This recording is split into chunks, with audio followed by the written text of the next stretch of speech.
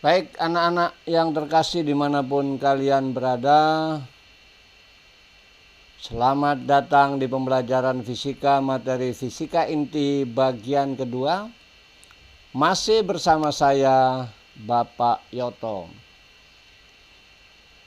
Tetap semangat, tetap berpikiran positif, jauhkan dari pikiran-pikiran negatif, selalu enjoy, happy, dan jangan bersedih hati.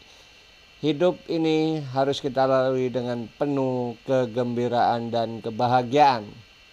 Baik, anak-anak yang terkasih, kali ini kita jumpa kembali dalam fisika inti bagian kedua, di mana yang akan kita bahas pada pertemuan kali ini ada dua bagian penting. Yang pertama adalah penemuan radioaktivitas, dan yang kedua adalah berkaitan dengan peluruan sinar alfa, beta, dan gamma. Harapan Bapak, kalian tetap bersinergi agar apa yang kita pelajari pada hari ini dapat bermanfaat dengan baik. Oleh karena itu, alangkah baiknya sebelum kita mengawali kegiatan, silakan kalian berdoa sesuai dengan agama masing-masing agar apa yang akan kita pelajari pada hari ini mendapat berkah dan kelancaran dari Tuhan yang Maha Kuasa. Anak-anak terkasih, kita akan membahas fisika inti bagian kedua ini sebagaimana pertemuan-pertemuan sebelumnya, bahwa yang menjadi tujuan pembelajaran kita pada kali ini melalui diskusi informasi menggunakan fasilitas Google Meet, Google Classroom, YouTube, dan WhatsApp, peserta didik nantinya dapat yang pertama menjelaskan sejarah penemuan zat radioaktif, kemudian yang kedua menganalisis percobaan Rutherford tentang peluruhan, kemudian yang ketiga menganalisis peluruan alfa, beta, dan gamma, kemudian yang keempat menganalisis sifat-sifat sinar alfa, beta, dan gamma. Inilah 4 tujuan pembelajaran yang akan kita capai pada pertemuan kali ini. Oleh karena itu tetap semangat, tetap konsentrasi agar apa yang menjadi penjelasan di dalam pembelajaran ini dapat dipahami. Baik, sebagaimana yang telah kalian juga pernah pelajari bahwa penemuan zat radioaktif ini berawal oleh seorang ilmuwan yang bernama Henry Becquerel, ya. Apa sih sebenarnya radioaktivitas? Radioaktivitas adalah pemancaran sinar radioaktif secara spontan oleh inti-inti tidak stabil. Nah, dari pemancaran inti yang tidak stabil inilah dia memancarkan secara spontan untuk menuju kepada inti yang lebih stabil. Nah, maka dari itu pertama kali seperti yang saya sampaikan tadi bahwa zat radioaktif pertama kali ditemukan oleh Anthony Henry Becquerel pada tahun 1896, di mana gejala radioaktivitas yang berhasil ditemukan adalah garam-garam uranium yang dapat menghitamkan plat foto. Ini membuktikan bahwa uranium melepaskan energinya pada plat foto yang kemudian dikenal dengan radiasi. Nah, berawal dari penemuan si Becquerel inilah, maka pada tahun 1896-98 ahli kimia Prancis Marie Curie dan Pierre Curie menarik kesimpulan bahwa uranium yang terkandung pada biji uranium jauh lebih bersifat radioaktif daripada garam-garam uranium yang digunakan oleh Becquerel. Maka Marie Curie dan Pierre Curie melakukan percobaan kimia pada biji uranium dan menghasilkan penemuan 3 unsur radioaktif baru, yaitu polonium, radium, dan thorium. Ini sekilas info berkaitan dengan penemuan zat radioaktif. Dan 1 tahun kemudian setelah Marie Curie dan Pierre Curie menemukan gejala radioaktivitas, ahli kimia Prancis André Louis Debierne menemukan sebuah unsur radioaktif yaitu aktinium. Pada tahun yang sama, fisikawan Inggris Ernest Rutherford dan Frederick Soddy juga menemukan unsur radioaktif yang bernama radon. Jadi penemuan zat radioaktif ini berawal dari Henry Becquerel, kemudian Marie Curie, Pierre Curie, kemudian si André Louis Debierne, kemudian Ernest Rutherford dan Frederick Soddy. Inilah sejarah singkat tentang penemuan radioaktif.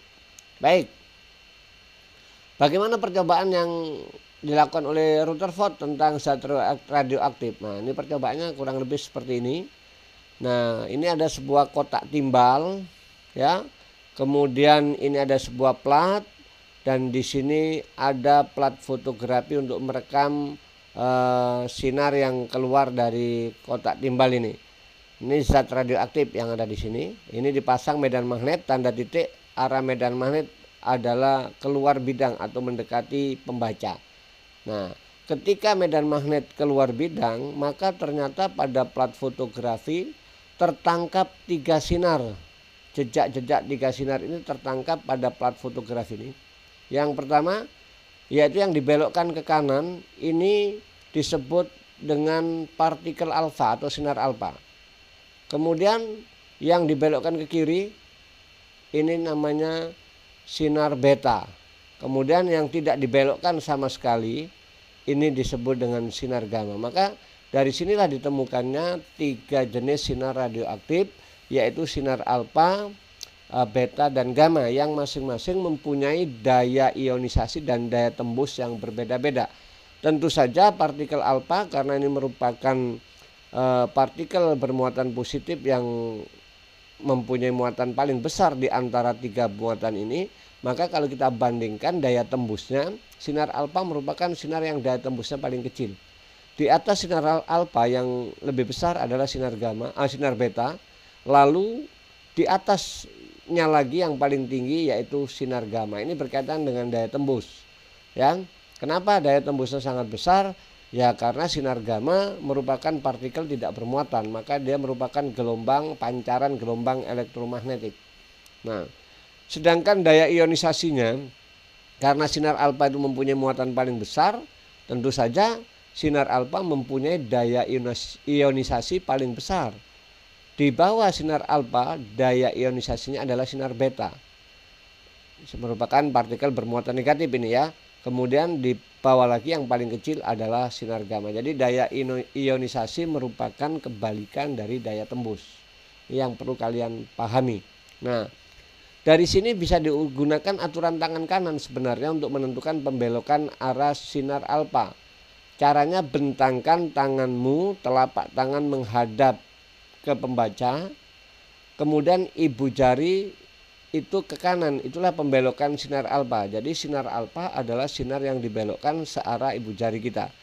Nah, kalau sinar alfa ke kanan, maka dapat disimpulkan sinar beta ke kiri dan sinar gamma lurus. Demikian juga sebaliknya, ketika medan magnet masuk bidang, berarti tangan Anda, telapak tangan Anda buat tertelungkup, maka jempol Anda atau ibu jari Anda berbelok ke kiri. Itulah arah sinar alfa. Jadi kebalikannya, ketika medan magnet masuk bidang, maka sinar alfa berbelok ke kiri, sedangkan sinar beta berbelok ke kanan dan sinar gamma tidak dibelokkan. Maka itu cara menentukan arah pembelokan dari 3 sinar radioaktif ini. Kita gunakan kaidah tangan kanan. Oke, kita lanjut. Nah, kita akan melihat peluruan alfa. Apa sebenarnya partikel alfa itu?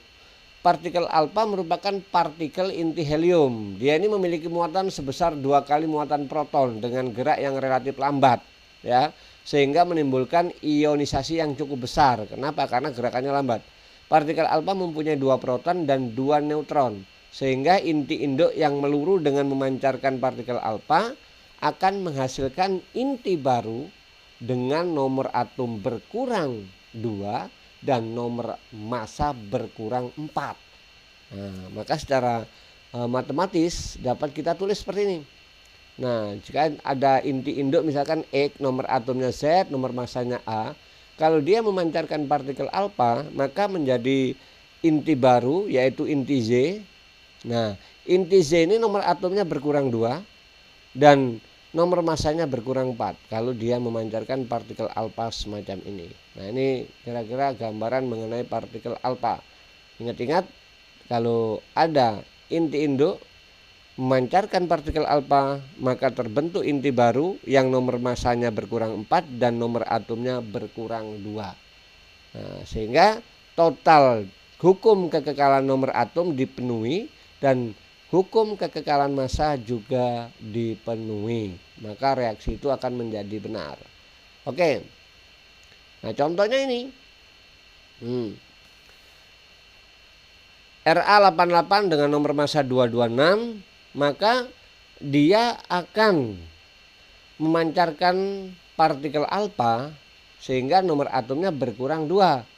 Jadi 88 dikurang 2 jadi 86. Nomor massanya berkurang 4, 226 dikurang 4 jadi 222. Nah, kalau kita cek dengan hukum kekekalan nomor atom, maka sama ruas kanan sama dengan ruas kiri. Ini kita lihat ini. Ini 88 berarti 86 ditambah 2, 88, 222 tambah 4, 226. Maka terpenuhi reaksinya. Ini contoh daripada zat atau inti radioaktif yang memancarkan partikel alfa. Ya, bisa dipahami ya. Oke, lanjut. Kalau bisa dipahami, lanjut kita masuk di partikel beta. Partikel beta itu dipancarkan oleh unsur yang mempunyai perbandingan jumlah neutron lebih besar dibandingkan jumlah proton. Supaya stabil, neutron harus dikurangi. Bagaimana caranya? Dengan cara satu neutronnya berubah menjadi proton dan satu elektron. Proton hasil ini tetap berada pada intinya, sedangkan elektronnya akan dipancarkan sebagai partikel beta. Itulah cara memancarkan partikel beta. Dengan demikian, inti yang meluru menjadi inti lain, nomor atomnya bertambah, tetapi nomor massanya tetap. Kenapa? Karena beta itu -1 beta 0. Jadi nomor massanya tidak bertambah, nomor atomnya bertambah 1. Nah, untuk lebih jelasnya, perhatikan reaksi atau rumus matematiknya seperti ini. Nah, ini. Jika ada sebuah zat inti induk radioaktif dengan nomor atom Z, nomor massanya A, kalau dia memancarkan beta, nah, maka nomor atomnya bertambah 1 dan nomor massanya bertambah 0 atau tidak bertambah. Jadi nomor massanya tetap, nomor atomnya bertambah 1. Jadi Z X A berubah menjadi Z plus 1, Y inti barunya Y, tetap nomor massanya A dengan memancarkan partikel beta. Nah, ini kira-kira perbedaan pancaran sinar beta dengan alfa. Oke, lanjut ya. Nah, yang perlu kalian ketahui ada dua jenis peluruan beta sebenarnya. Ada beta minus dan ada beta plus. Nah, ini yang perlu kalian ketahui. Peluruan beta min itu kita ambilkan contoh Ra88228 ini. Nah, ketika dia memancarkan sebuah neutrino itu partikel elementer juga, maka dia memancarkan beta negatif, ya, -1E0 simbolnya ya, atau -1 beta 0 itu namanya beta negatif. Maka dia akan menghasilkan nomor atom yang bertambah 1. Jadi 88 tambah 1 jadi 89, nomor massanya tetap. Maka inti induk awal Ra berubah menjadi inti yang terbentuk baru yaitu Ac dengan nomor atom bertambah 1, 89228. Nah, sedangkan kalau peluruan beta plus ini yang dipancarkan selain beta plus ada neutrino plus juga. Maka kalau dia yang dipancarkan plus, maka nomor atomnya berkurang 1. Nah, ini Pa, ini 91 Pa 230 dengan memancarkan beta plus, maka dia akan menjadi TH thorium 90230. Nah, ini kurang lebih gambaran perbedaan antara beta plus dengan beta minus. Kalau beta minus dia nomor atomnya bertambah 1, kalau beta plus nomor atomnya berkurang 1. Nah, itu bedanya kurang lebih begitu. Bisa dipahami ya? Lanjut. Nah, untuk peluruan beta, ini yang perlu kalian perhatikan. Dalam peluruan beta itu sebuah neutron berubah menjadi sebuah proton atau sebaliknya. Nah, misalkan seperti ini. Neutron akan berubah menjadi proton plus elektron. Nah, partikel yang dipancarkan itu disebut partikel beta. Nah, dan kemudian partikel itu dikenal sebagai elektron. Beta itu ya elektron karena -1 E0 atau -1 beta 0. Nah, elektron yang dipancarkan diperoleh dari elektron yang diciptakan oleh inti atom dari energi yang ada. Jadi elektron itu bukan berasal dari mana-mana, tetapi itu elektron yang diciptakan oleh inti atom itu sendiri. Nah, itu yang perlu dipahami. Ya, lanjut. Supaya kalian memahami dengan baik, maka ikuti penjelasan ini. Reaksi di bawah ini sebenarnya yang reaksi di atas tadi itu kurang tepat karena pada reaksi ini energi momentum dan momentum sudut tidak kekal. Kalau ada neutron berubah menjadi proton dengan memancarkan beta, maka ini sebenarnya energinya tidak kekal. Oleh karena itu Pauli mengusulkan melalui hipotesa mengusulkan suatu partikel baru yang disebut neutrino sehingga reaksinya menjadi seperti ini. Nah, neutron itu berubah menjadi proton dengan memancarkan beta tetapi juga disertai dengan neutrino, sebuah partikel elementer juga. Maka reaksinya menjadi kekal, momentum sudutnya jadi kekal. Nah, jadi terpenuhi hukum kekekalannya. Nah, itu usulan yang disampaikan oleh Pauli. Oleh karena itu pada pemancaran beta yang perlu diperhatikan tadi ya. Nah, kita lihat lagi beta minus. Nah, ini contohnya. Ne dengan nomor atom 10, nomor massa 23 ini memancarkan sebuah sinar beta atau partikel beta negatif, beta minus, min 1E0 berubah menjadi natrium 11 dengan nomor massa 23 ya. Nah, kita lihat hukum kekekalan nomor atomnya 11 di sini. Ini kan 10. Ini 11 ditambah min 1 balik lagi 10. Karena sinar beta itu nomor massanya 0, maka 23 tambah 00. Neutrino partikel elementer yang ini netral ini ya. Maka hukum kekekalannya terpenuhi semua. Nomor massa, nomor atom dan hukum kekekalan momentum atau energinya terpenuhi. Ini contoh beta minus. Nah, bagaimana kalau dia beta plusnya? Nah, beta plus contohnya ini Pa91 dengan nomor massa 230, maka dia akan memancarkan beta plus dan berubah menjadi thorium 90. Ini nomor atomnya berkurang 1. Nomor massanya tetap. Nah, inilah yang disebut anti neutrino ini. Ini anti neutrino. Neutrino ada garis atasnya, ini anti neutrino. Maka 90 tambah 1, 91, 230 tambah 0 tetap 230 sehingga hukum kekekalan nomor atom dan nomor massanya terpenuhi. Yang perlu kalian ingat bahwa kalau ada pemancaran beta minus, nomor atom bertambah 1 dan kalau ada pemancaran beta plus, maka nomor atom berkurang 1. Itulah yang harus diperhatikan. Oke ya, bisa dipahami. Lanjut. Tetap konsentrasi supaya bisa kalian cermati dengan baik. Nah, kita lihat peluruan proton ini sebenarnya merupakan salah satu jenis peluruan beta ya. Tadi sudah disinggung itu, namanya beta plus, itu proton ya. Nah, kita lihat sini. Ini Pa tadi 91230 ketika dia memancarkan partikel beta plus yaitu plus 1E0, maka dia akan menghasilkan inti baru thorium dengan nomor atom berkurang 190, nomor massanya tetap dengan memancarkan partikel elementer yang disebut neutrino plus. Nah, ini contoh saja ini ya. Tadi sudah disinggung sebenarnya. Nah, maka ini kita lihat protonnya kalau mau dibuat reaksi akan berubah menjadi neutron ditambah beta positif atau beta plus ditambah anti neutrino. Nah, ini sehingga bisa kita tulis bahwa E plus itu adalah positron. Positron itu positif elektron atau elektron positif, singkatan ya, positron, positif elektron. Nah, itu V-nya itu neutrino atau anti neutrino karena tidak ada garis atasnya. Jadi yang perlu dipahami tadi sudah dijelaskan di depan tentang beta plus dan beta minus. Oke. Kita lanjut sedikit lagi untuk pertemuan ini karena kalau kita bahas langsung di peluruan yang inti nanti memakan waktu terlalu lama, maka kita penggal di bagian 2 ini kita batasi sampai peluruan gamma saja. Oke, ini sinar gamma. Sinar gamma itu merupakan radiasi elektromagnetik. Dia tidak punya nomor atom, tidak punya nomor massa, maka simbolnya 0 gamma 0. Nah, ya, ini energinya sangat tinggi. Di atas sinar alfa dan di atas sinar beta.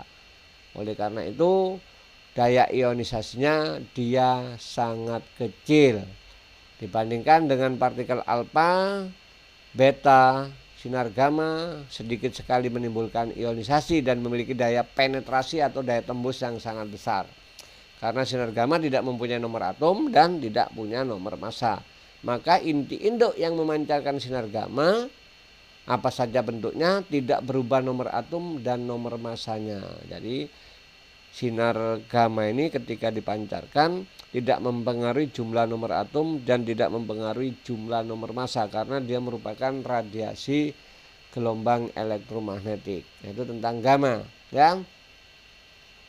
Oleh karena itu, ketika Anda melihat peluruan gamma, maka yang perlu diperhatikan adalah peluruan gamma dapat terjadi pada peluruan alfa dan beta ketika inti akhir masih berada pada keadaan eksitasi. Nah, jadi dalam peluruan alfa bisa juga terjadi peluruan gamma karena di situ tidak mempengaruhi nomor atom dan nomor massa, asalkan masih dalam bentuk keadaan tereksitasi atom itu. Bisa juga dalam kondisi dia memancarkan atau peluruan beta. Di situ juga terjadi peluruan gamma karena dia tidak mempengaruhi nomor atom dan nomor massa. Tapi ingat, selagi kondisinya masih dalam keadaan tereksitasi. Kemudian yang kedua yang perlu dipahami, peluruan gamma merupakan peristiwa pemancaran sinar gamma atau foton yang terjadi ketika suatu inti yang berada dalam keadaan tereksitasi kembali ke keadaan dasar atau ground state.